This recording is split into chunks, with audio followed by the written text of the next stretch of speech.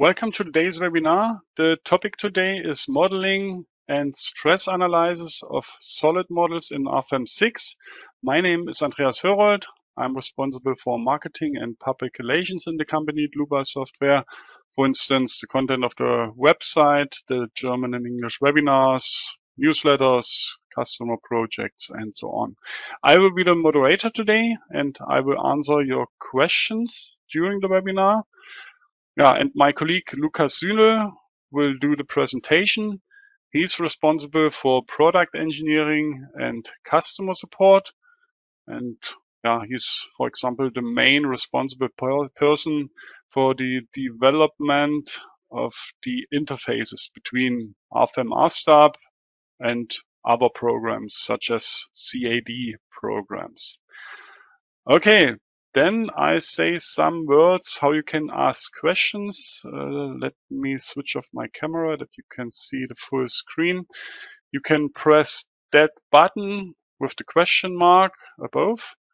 Then you can enter your question here, press send, and then I will receive your question and I will answer you during the webinar.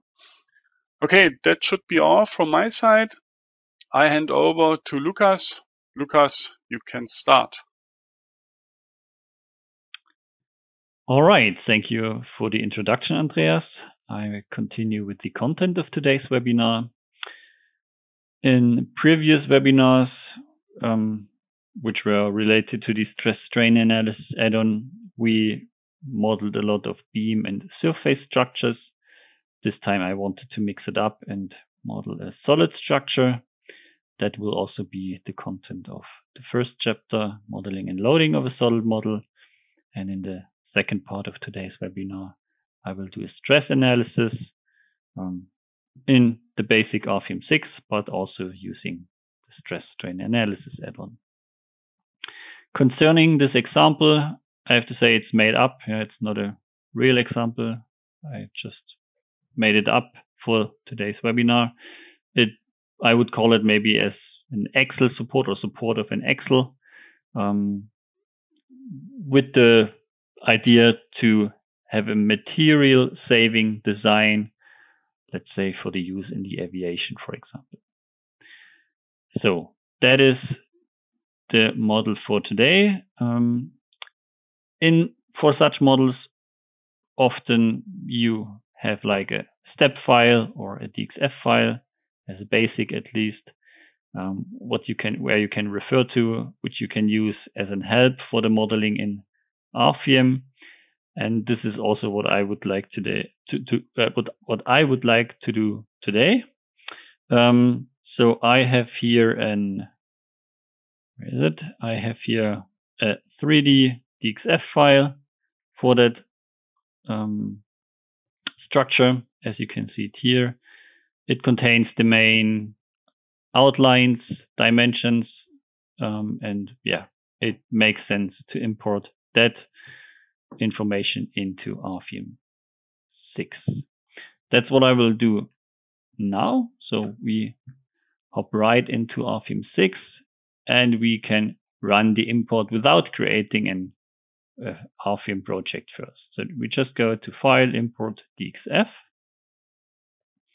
Then we can select the DXF file that we want to import. And we should get an import dialog in a second. And this import dialog has a couple of functions. On the left, we have functions to place the content properly in RFEM. Maybe we have to rotate it depending on the global z-axis or so. And on the right-hand side, we have additional options. For example, an option to generate members from lines. Usually you have only lines in a DXF file, but if the line is assigned to a specific layer that has the name, let's say IPE 300, then a vertical line, and then the material name S235, then you can use these information from the layers to generate members based on lines. Alternatively, we have additional, we have options to, let's say, import layers as visibilities, or even import information from selected layers, in case we have multiple layers in the same DXF file, we can control from which layers we want to import the information. I have just one in here, so this function is grayed out. And yeah, and the last option here is the length that we can assign to these DXF files. Basically, the default is automatic. That means we read the unit system that has been used in the DXF file. You can define the units in AutoCAD, for example, or for DXF files in AutoCAD. It should be,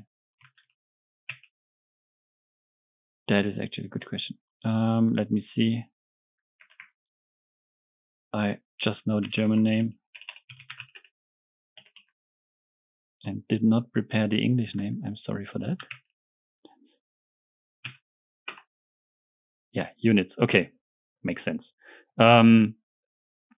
With units, we can call up this little dialog, and here we can set the unit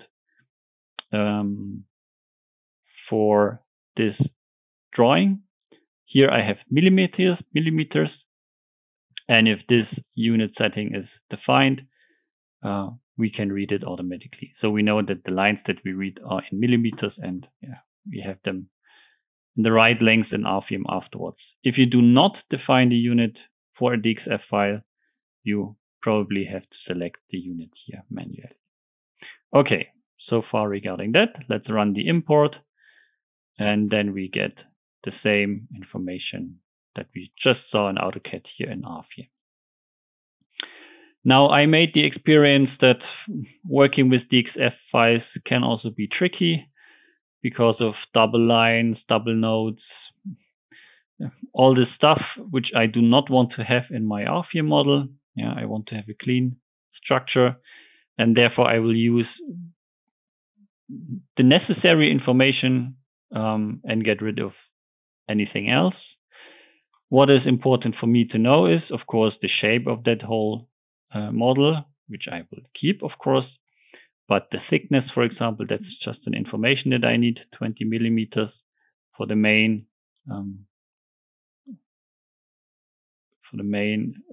part, and then we have these 10 millimeter additions for this bolt support here on the top.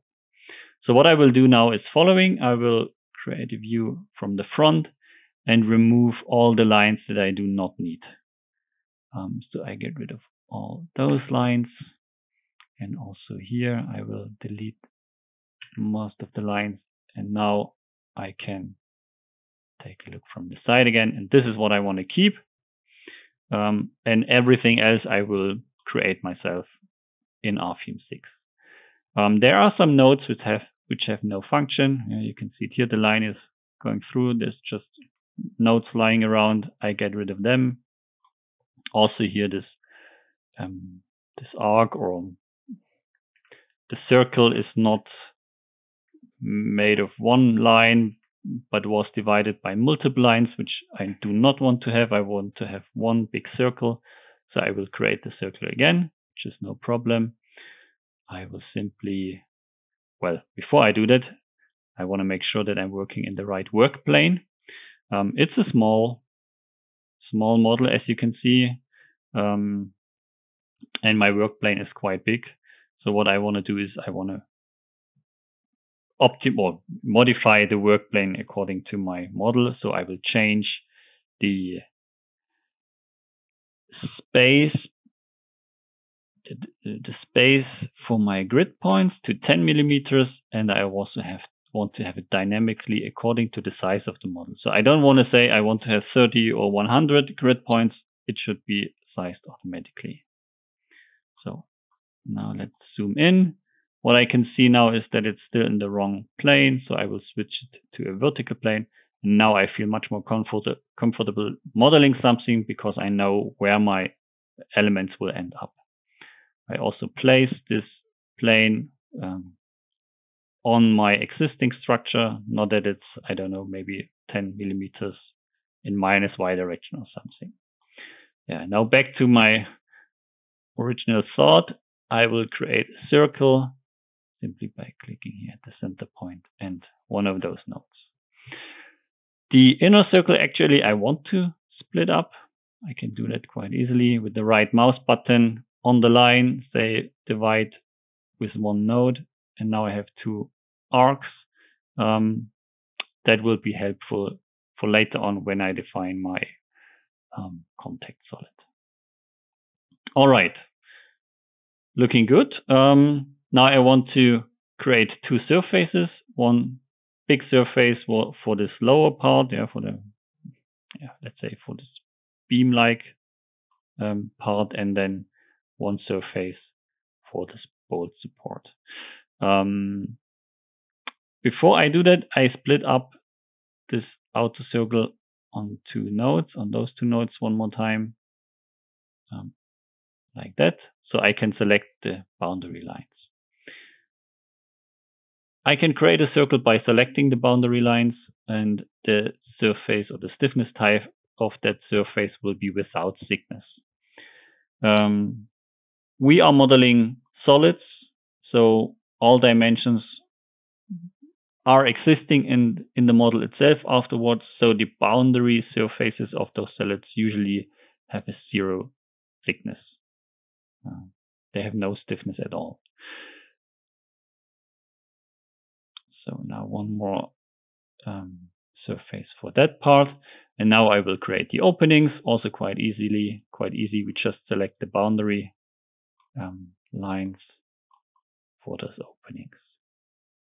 And there we have it. Now, the next step to create the main solid is via an extrusion, basically, and that's also how the command is called in RFEM, extrusion. Before we do that, I want to check the local coordinate systems of those surfaces. We get it as a information by hovering over the surface. You can see it here. The local z-axis shows to the right now for that surface, and for this surface to the left. That's not ideal, because when I extruded either in the minus or the negative or positive local z coordinate. If I do it at the same time for both surfaces, they will end up in different directions. So I will turn the coordinate system of one of those surfaces, reverse local axis system. Now they show both in the same direction, and now I can extrude it. I select the surfaces and hit the extrude, or use the extrude function into a solid. The solid should have the thickness of 20 millimeter. That's what we measured basically before. It's an S235, and I hit the apply button.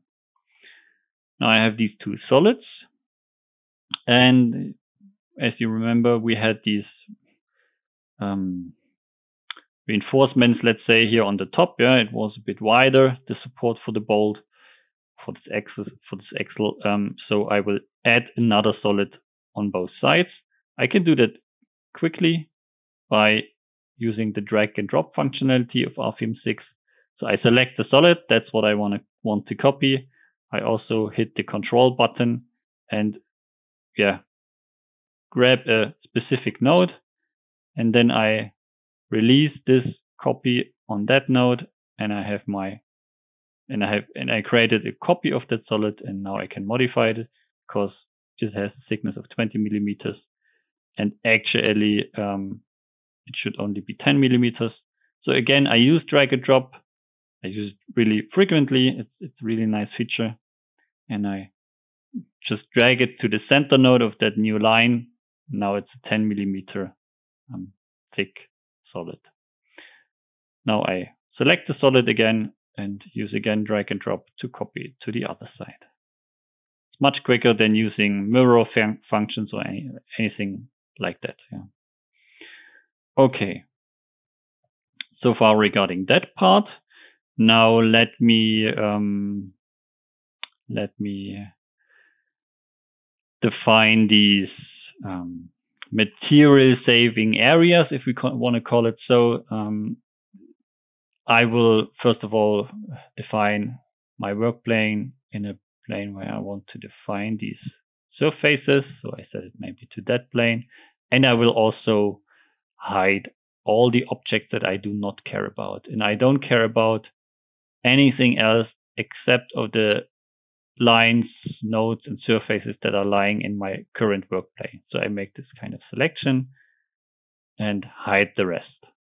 I can also hide it completely. And now I only see basically the first surface again that I modeled here today. And yes, and for creating these material saving areas, I will modify my snapping a bit. So I have these new icons on the bottom right here in RFEM6 where I can directly select or deselect certain snap functions. I can also right mouse click and go into the edit option or into the edit menu and have it here in one window. And I would like to use the feature parallel today and parts of line and set here 30. So this will create 30 snap points on each line, which I will use to freely model these areas. Okay. What I also want is I would like to have like a thick flange running around this this model. So I will basically copy that line or the outer boundary lines inside, and I can use again specific features for that. We have here also nice options on the bottom. For example, we have an option to create a center line or to create an angled or a round corner that I will use later. And here we have the one that I'm looking for, create new parallel lines. That's what I will use. I would like to create a parallel line with a distance of 7 millimeters. And now I need the direction, and the direction can be defined here. Now we only have to check the local coordinate systems of those lines. We can see them directly. It will be shown while we are in that, while we use that feature. Then they will disappear again, and I see that I have to define them in the negative local set direction. So I select the lines, hit the enter button, and then I will change the offset direction to positive local set. Select the other lines, hit again enter, and from those lines to the inside of this plane, surface, I will create these material saving areas. Okay, let me start here. I actually have a little drawing here, and I will start creating new lines. Again, it will be like a free modeling. So let me just grab some of those points that I have in mind here. These are these 30 division points on every line that I have. And then down here, snap point 12. And that is the first area where I want to reduce the thickness. Then I can continue. This will take a few moments, but not too long. And here, point 14. And then from here. Oops, sorry, misclicked a bit. Now we can take that too, doesn't matter. All right.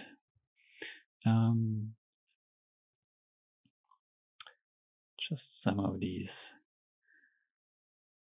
snap points. Now for that line, I would like to have a line somewhere ending here, but it should be parallel to the existing line that I just draw. And therefore I activated that parallel snap, and it's working in following way. You just hover with the mouse over that line that you want to have a parallel line for until this yellow cross shows up. And if you create your line now and it is just somehow parallel to the existing one, you will snap that parallel line, as you can see here. And now I can move along that line and define my node, for example, here. And from here, I will go into the direction of this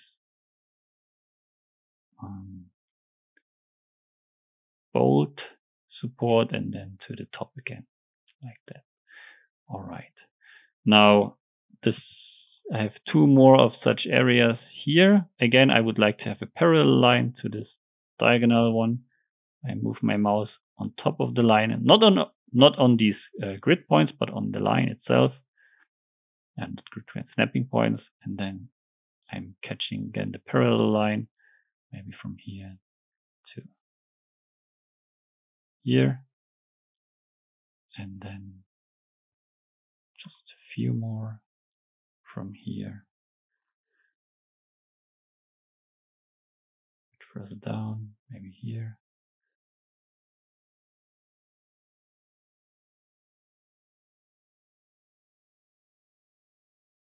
And we close it down here. All right. So these are the lines that I wanted to create. Now I will connect them. So because currently, I'm working with this option, auto connect lines members turned off. That means whenever I model a line or a node onto an existing line, it will not divide this line. I want to have full control over this division. So I turned this option off, and now I can create division on those points where I want to have them, via this small feature here. And I just draw a window over those areas where the lines should be divided. So for example, here, and down here too. Not sure if I catch this before. Okay. So now they should be divided, as we can see here. And I can use this feature to create a round corner from the bottom icon list. Quite easy to use. You define the radius for this rounding, and then you select the two lines. And this again will take a short moment.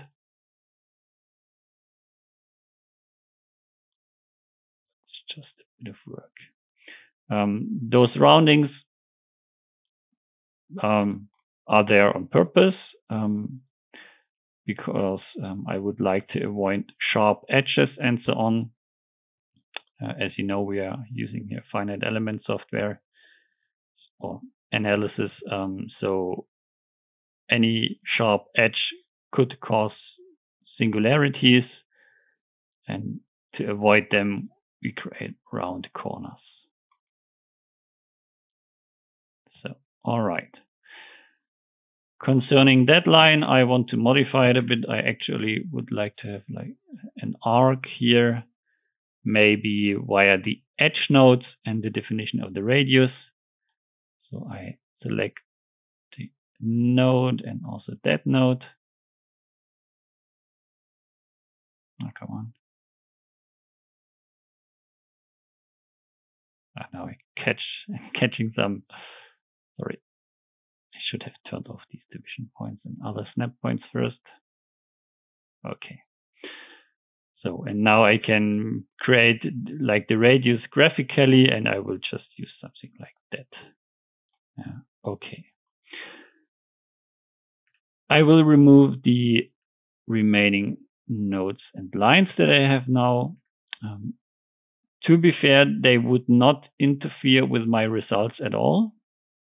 As long they have no function, that means as long there is no load placed on those lines or they are not supported, they will not affect our results at all, not even the mesh. But anyway, I would like to have a clean model, so I get rid of this stuff. Okay. Goes to as well. Okay. Now, these are my surfaces. I can show the complete structure again and model actually real surfaces based on these boundary lines. Why do I want to do it? I would like to create a solid for those surfaces which is reaching into this structure, and then I will use a bool like a subtraction, yeah, of solids, like a feature like that, to create these reduced areas. Before I do so, I will run some plausibility check or model checks, for example, identical nodes. Sometimes you create stuff like that, which is the case here, but you can easily handle them. You can say unite nodes and delete the unused node. All right, so that I did. Let me also intersect. Should I not? I don't think I need to do that. And yeah, now I can create these surfaces again by selecting the boundary lines. That should be quite easy. Yes. All right. And yeah, now we can create a solid. So let me quickly do it. The solid can be created via an extrusion, as I showed it before, or also via the function move copy. So that's an alternative way, which I also want to show. So I have here the manipulation move copy. I can create a copy of that surface that should be created 7 millimeters in -y direction. Yeah, should go into that existing solid. And now we can select here so-called step links. And I would like to create a solid while copying the surface. You can imagine it as a linked extrusion to that copying. Yeah. If I copy that surface to any other location, I have like a vector and I can extrude it along the vector so I get a solid. That's all. Let's press OK, and we have these additional solids. And now in a second step, I mirror those solids to the other side of my structure because I want to have these reduction areas on both sides.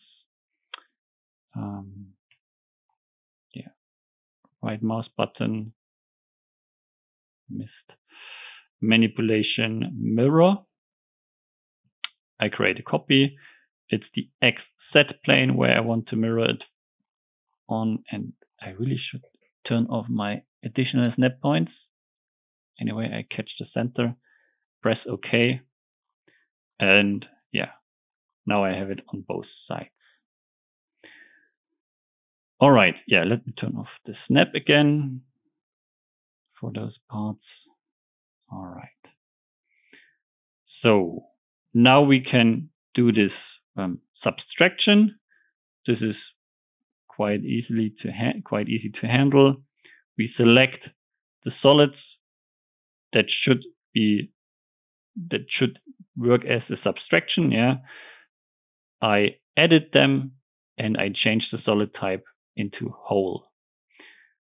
So by pressing OK, it will do this subtraction. It will generate a new solid with these areas as holes, basically. And then we can change the generated type. Yeah, now it's like a generated surface. We can cancel this generated state and we get a regular solid out of it. Pressing OK.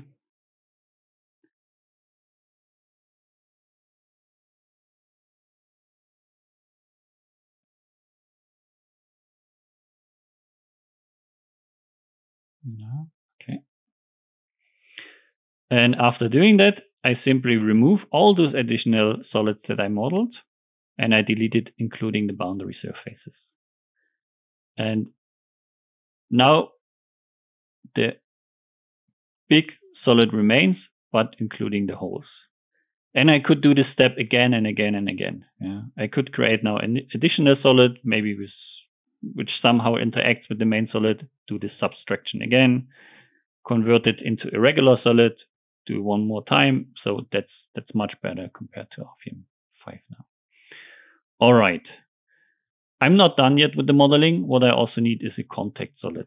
So what I would like to do is I would like to model the bolt or this axle, and it should, of course, transfer forces into that supporting beam here.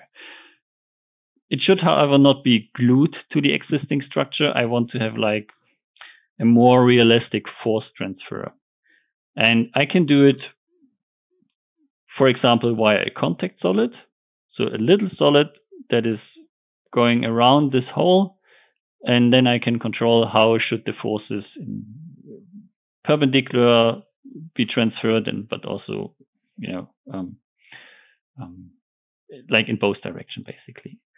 So I want to model this small solid first. That's also not too difficult. I will modify my grid again. Say here 1 millimeter, 1 millimeter as distance. And I also want to show only the objects in that plane, like that. And now I can model this small inner solid. I will create 2 lines, 1 millimeter here from the top and the bottom.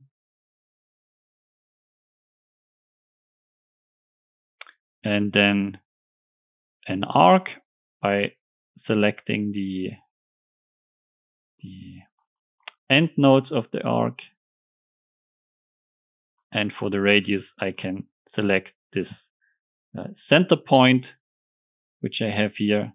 That is the center point of that arc. And yeah, so I get the right radius for my new little arc. Okay, that's all for now. I can create a little surface, again by selecting the boundary lines without any thickness. Oops, I guess I modeled somewhere again. Duplicated node, yeah, there are some. So I'm using the same command again. And now let me try it without thickness. Yeah, now it can close the area. Okay, I will cancel the visibility mode, and I will extrude this surface now into a solid a couple times there for each solid that I have here. So I simply say manipulation, move copy, create a copy. The distance I can pick graphically. I know it's 10 millimeters, but yeah, you can also pick it graphically. The vector for copying, and it should also create a solid by doing so. That's the first one, and now I can continue. Just selecting the surface again. Move copy, now 20 millimeters. Okay, and one more time. Again, 10 millimeters. Okay. Now I can mirror them to the other side. Mirror in the YZ plane. And for the center, I'm using that node, for example. I press OK. All right.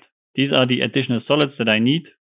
And now I just modify them and change them from a regular solid, standard solid, into a contact solid. I can define the details of the contact solid. So the force transfer perpendicular, but also parallel to the contact surfaces. Obviously, there should be no force transmission when there is tension between these surfaces, so between the bolt and the support, yeah, so failure under tension, and parallel to my surfaces, I might have friction or whatever. I can basically get rid of it because I do not have any forces in that direction. So I just define here a small rigid friction. Now all these solids are incorrectly defined. That's because the the contact surfaces are not correctly defined. We can quickly do that. I go into this dialog and select my contact surfaces. And yeah, that's again just a little bit of work, but nothing complicated.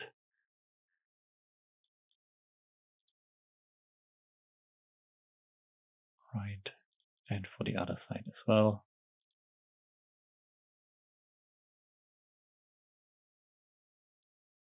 You can see that I'm turning all those red solids into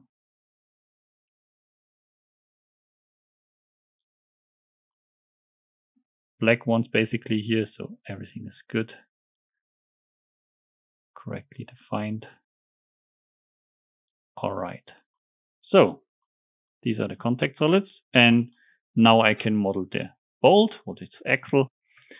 I just select my lines here again, or these two arcs. Use again the command move copy. I create one copy. It should be 60 millimeter in plus Y direction. And this time I don't want to create a solid or anything like that, but actually a surface. Yeah.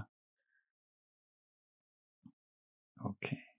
So by copying the line, I extrude them into a surface, and I will close that surface or that pipe, what I have now.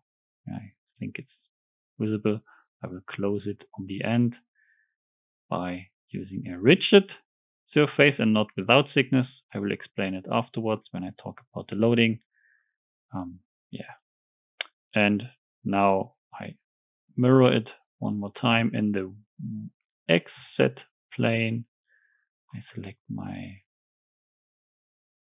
node for the plane, and I have it on the other side as well. Now I can create my remaining solid for this axle. So I create manually this time. That is of course possible as well. Default solid, and I select the boundary surface.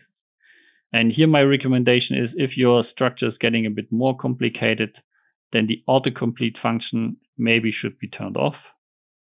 I prefer to select the surfaces manually, then I know that I am catching the right ones. And yeah, I do this all manually.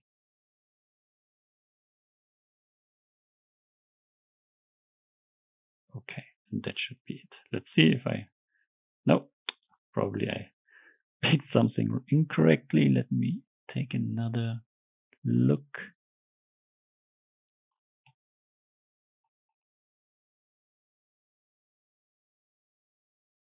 Oh yeah, I missed that one, of course. All right.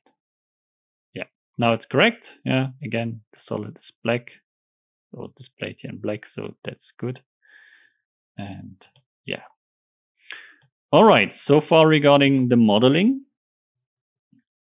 Now let's continue with the support and the loading of the structure. Concerning the support, I will simply create surface supports inside these holes. So therefore I use a surface support, a rigid one, and I simply select this inner surface by selecting these lines here. Okay. And the icon is a bit big, so I can easily change the size for that. Okay. So it's much more clearer how this structure is supported. And concerning the loading, I also want to do it quite simplified here. In general, regarding solid loading, we have, of course, so-called solid load, which you can assign to solids, either a force, a temperature, a strain, or additional force types, load types, and you can enter the magnitude. In my case, I simplified a bit. I just want to have two basically nodal loads acting on the boundary surface of that axle in a, let's say, 45-degree direction. to spread the load, this nodal load, which I will apply in a second, equally over the whole bolt, I defined here this rigid surface.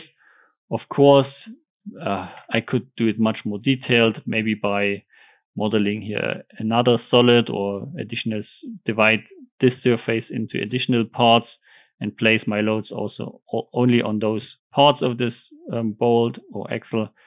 Again, due to time issues, I try to simplify it a bit here. So I create a node in these center points. Then I place my working plane one more time in that area. I will also change a bit the dimension or the distance for the snap points, and I create 2 more nodes, basically just one for the moment here. And now I can create a nodal load. And usually those nodal loads are acting in the global coordinate system. Either you have just one load in one direction, or you use here the components input, then you can access all 3 directions and 3 rotations at the same time. I use this type force, but with a specific direction, 10 kilonewtons, specific direction. And here I can say direct this load to a specific node, for example, this one. And then I can assign the load onto that node. And yeah, I have a nodal load acting into the direction that I want, without having to deal with rotations or anything like that. Now I select my load, one more time this point and also this one, and I use drag and drop to put it to the other side, to copy it to the other side, and again I already have a correct defined nodal load. Yeah, so far regarding the modeling and the loading. The next step would be checking the FE mesh. That's of course quite important for solid models. So what we do here, before I do it, just let me check one more time for identical nodes. There's nothing. Just intersect all lines again.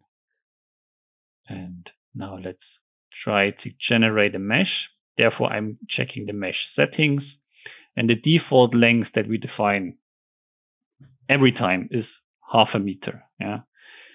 For that example, it doesn't make any sense. Yeah, it's way too big, so I will start maybe with a 10 millimeter mesh. And I expect an error message about the epsilon, so I already modified and assign here a smaller value. Let me generate the mesh.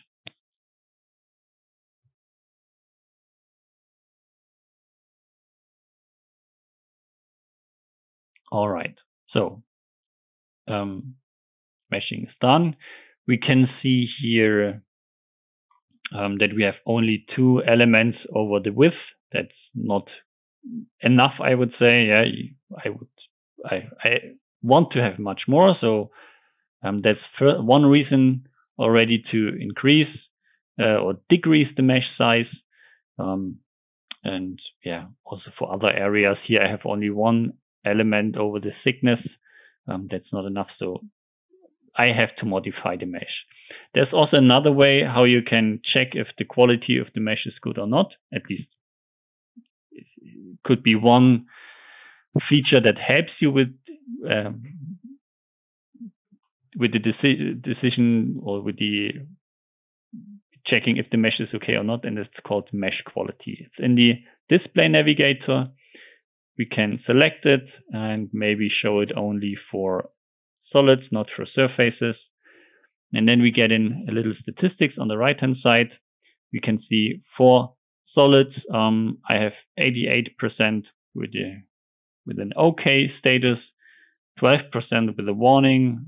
Yeah, failed is not relevant here, but it's quite a high number of, let's say, FE elements with warnings. But what does warning mean? It's basically just a geometric check. If you go into the mesh settings one more time, you have here quality criteria for these FE elements. So that is about, let's say, the ratio, of the length and the height and so on. How big are they deformed? And depending on these criteria, they output a warning or a failure, which doesn't mean that you can't calculate the model. It just helps you to understand the quality of it, the mesh. So let's optimize it a bit. I go again into the mesh settings, and instead of 10 millimeters, I use 4 millimeters here.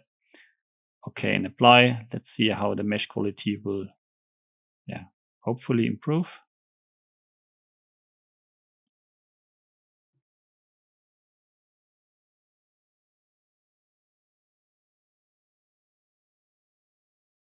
All right. So now we have 98% with an OK status, just 2% with the warning. I accept that for now. It is also looking much better now. I think that's clear to see. Yes, so let me turn the quality off again. In that area, let's say I would like to have an even finer mesh, so I can modify that further. What I do not want to use is, and don't want to use the global target length for finite elements, because that might create smaller elements in areas where I already have enough.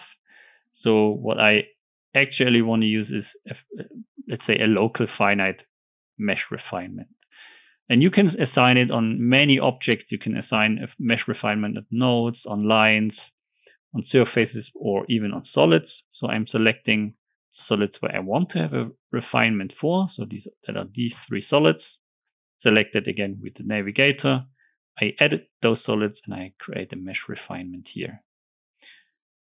The target length should now be 2 millimeters.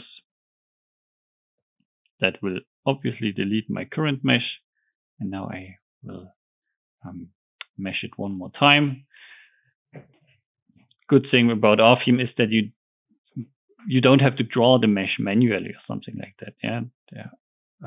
This will all be done by the mesh generator. You just have to give him some boundary information for that job. What's the target length in that area? What's the target length for that area? And he will consider these settings. So looks quite good in my opinion. And that's now the situation where we would start with the analysis. Before we do it, maybe one more little information about load cases and combinations. I'm doing it very short here today. I'm not digging deeper into that topic. But in general, we would create load combinations for that structure, because we need it for the design in our add-ons. So let's go through that process quite quickly. In the first sub dialog here, we can define the code we want to have load combinations for, and in case of the Eurocode, the national annex. Then we can define our load cases. I just have the permanent dead load case here today, and I assigned my loads into that dead load case. Probably technically not correct, but okay for today. Next step is the design situations. For which design situation do we want to have load combinations for? I'm only curious about the ultimate limit state today, according to this formula from the Eurocode, and then I get my load combinations here. So this is all regarding the combinations. I think there are other webinars that explain it much further. Now, regarding the calculation, we have 2 options. We can calculate it, let's say, locally on the PC you're sitting in front of, or you can send your model into the cloud. If you do that, you can pick different PCs for that calculation with, I don't know, many cores, which could be beneficial in case of long calculations. You basically upload the file into the cloud to the PC. There it will be calculated, and then you get information when the calculation is done, and you download it again with the results. Today, I want to do neither of that because the calculation takes around 6 minutes. And yeah, I don't want you to wait for the results. Therefore, I have the file with results already opened here. And it's the exact same file. And anything from here, I will show on that file. So what do we get after the calculation? We get, of course, a result navigator where we can display, for example, the deformation of the structure. Yeah, that's always good to check if it's deforming according to your expectations. And I think we can see that here. Let me turn off the mesh for a second. The bolt seems to be in contact with this support, and it will also be released from let's say the tension side of that axle, and we can also double check that, for example, by checking the stresses. So instead of the deformation, I will show now my solid stresses. For example, the equivalent stress from according to Mises criteria, and to see the stresses inside that axle support, I will simply create a small visibility by only showing these 3 solids.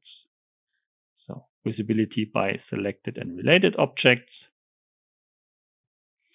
And now we can take a look inside this solid, or inside the stresses of the solid, and we can see clearly that there are stresses on the side where we pulled from, but basically no stresses on the opposite side. So that tells me that the contact solid is working correctly. All right. What else do we see if we check the stresses on this model? We see in general a lot of blue. Blue means we are here in a really low stress area. So I guess we can definitely reduce more, or get rid of more material here to save weight. Yeah. Or alternatively, we could optimize the areas where we have stress peaks. And we can see we have a peak here in that area where we are connecting, let's say, this main beam, to this axle support, to the circular solid. That's not ideally solved. You would probably have a much smoother transfer or material transfer here, and this would optimize the stresses in that area.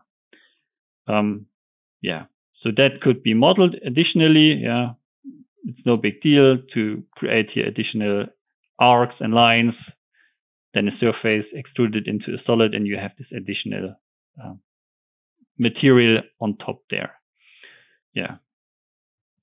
So far regarding, let's say, the basic RFEM results, deformation, stresses, obviously support reactions, we can display here. And this is what we get in RFEM 6 directly. What we do not get is a design ratio. We just get the existing stresses. For a design ratio, you might want to use the stress strain analysis add-on. We can activate it in our add-ons. Here, stress strain analysis. And now we have this additional add-on here in the tables. And we can quickly check if the input data is correct. The default is always to analyze everything that we have in the structure. In my case, it doesn't make sense to analyze any surface because they have no thickness. And concerning the solids, we also see that solids 17 to 22 are invalid. These should be my contact solids. I also get no stresses for them. For the rest, I get a design ratio.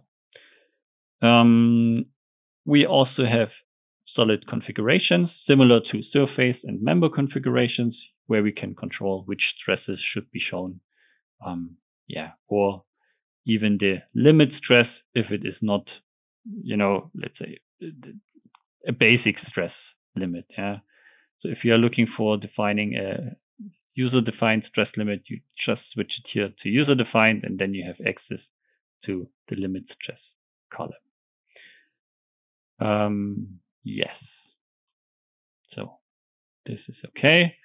And with that information, we can already run the analysis or the design in that add-on.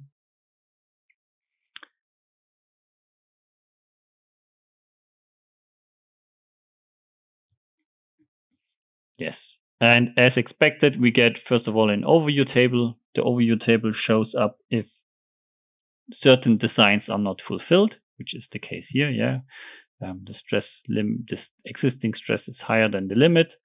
We can also have a look at the stresses for each solid, for example. There are different subtables this add-on gives us, similar to a design for surfaces and members. Yeah, I think this is quite clear. How could we take a look at which ways are there additionally to have a look at the stresses? Yeah. Now I only showed how you can disable or how you can hide certain solids, but what if I would like to know the stress inside a solid? There are different options. Some of them can be found here under the guide objects. And here I want to highlight the clipping plane, but also the clipping box. There are some predefined clipping planes for each, default plane, X, Y, X, Z, Y, Z. And in my case, I would like to have like vertical cut through my structure. Therefore, I'm activating here the clipping plane for X, Z. Of course, you can create your own ones too. So I turn it on. And for a better visibility, I turn off the show clipped areas. So now I have a clipping plane vertically, except in the XZ plane. I can move it manually, and by doing so, I get the chance to take a look at the stresses inside those solids. Yeah, that's one way. The other way would be a clipping box. Then it's a three-dimensional box with the same handling, or a result section. A result section won't hide the other stuff as the clipping plane does. It just creates like a vertical section in your structure, which shows those stresses in that area. So let me create that too. We can do it via this icon, set new result section, and I just have to define 2 points. Before I do so, I will put my plane into a proper position, my working plane maybe into the center. Now I can define these 2 points from here to here maybe, and it should be dragged into the global Z direction. I press OK, and it will show me the stresses in that section. As I said, we do not hide other objects like in the clipping planes. We just display these stresses in the section. And it will be much more clear if we, let's say, select here the stresses according to Mises and maybe turn it off for the solids to see only the stresses inside this section. Yeah. All right. Yeah, these are the ways how we can display stresses in solids. Concerning the peak stresses that are above our limit, as I said, we can either optimize it by adding a bit of material here on these locations where we have where we are above the limit, or alternatively, we are also able to run a plastic analysis for solids. To do so, you need the add-on for material nonlinearities, nonlinear material behavior. That's the additional add-on that would be required. If you have that, you can go into your materials and change the material model from isotropic linear elastic to isotropic plastic for surfaces and solids. And this, if you run the analysis afterwards, the stresses are, of course, limited by the yield stress, and then you can check the plastic strains and so on to see if you're still in the limit for the strain analysis. Yeah, so far maybe regarding that. And the rest for today, for my part, should be the documentation of that little example. With that, I want to close it. And the documentation usually means a printout report. And this we can, of course, also create in RFEM 6 itself. Let me quickly show it. In the data navigator here, we have the printout report on the bottom. I will create a new one. In here, you select, actually collapse all, you select which subtable do you want to display in the protocol. Yeah, do you want to have a table for the materials, for the lines, for the surface, and so on? So it's like a global selection of the content of your protocol. And if that's done, you can take a look at the protocol first, maybe. Just a second.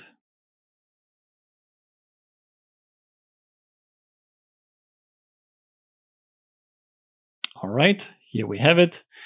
Like an overview paper, then the contents, and then we have all these subtables that I just mentioned for materials, for lines, for surfaces, and so on. And now you could, optimize the protocol by printing graphics into it. To do so, I just minimize or put it to the other screen that I have here. And the question is, how do you print graphics into a protocol? That is actually quite easy. You basically just show the graphic that you want to have in the protocol here in the main window. So let's say we would like to have an additional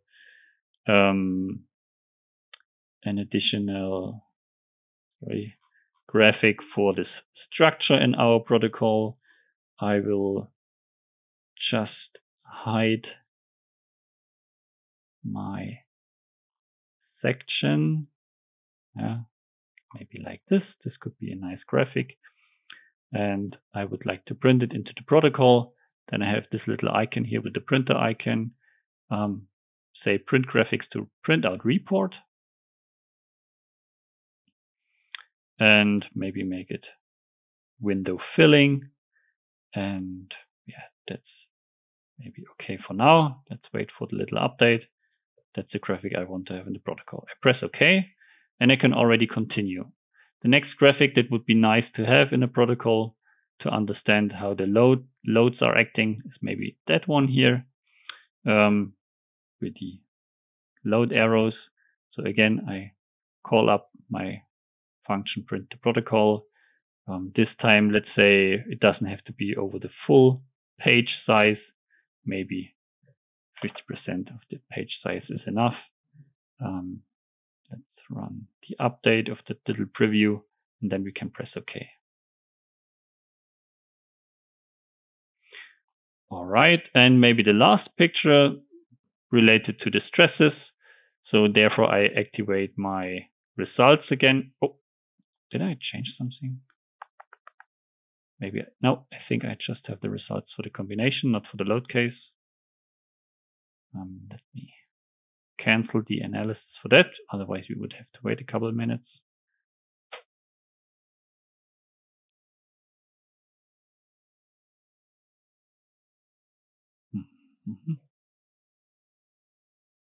Yeah. All right. Let's see. Yeah, we have results for the load combinations or for the stress strain analysis. I did not calculate the load case because, it doesn't matter in that case. For my load combinations or for the stress strain analysis, then I have the stresses. And let's say that could also be a graphic that I would like to see in my protocol. So same function, print to protocol, and this time I click save and show. So let me put it back to the main screen. And what we can see here now is that we have these 3 additional graphics. And these graphics are also placed on the proper location. I have this overview graphic in my, let's say, model data topic. I have the load case related graphic under my load cases, under load case 1, and the stresses are in my result tables. So you don't have to move all the graphics around because they are placed at the end of the protocol. There is some kind of logic that places it already according to the chapter the graphic is dealing with. Yeah, that's the way how you can optimize your protocol. And at the end of the day, you can maybe export it into a PDF file. Then you get all these little links here as well that you have here in our navigator. You get also in the PDF file. So it's quite easy to navigate through the protocol. Yeah, and that is already all from my side. Let me say thank you for your interest. I hope I was able to show you some new features and functions. And yeah, have a nice day. Andreas, I hand it back to you. Thank you, Lukas, for your presentation. An additional hint from my side, you can book your free online appointment, such as a product demonstration or something like that. You can click on that link at the bottom here, or you can scan the QR code on the right side. Yeah, just contact our sales team. You can get a product demonstration of our main programs, of the add-ons, etc. Okay, that should be also all from my side. Thank you for your attention. Thanks to Lukas for the presentation. I wish all a nice rest of the day. Bye-bye.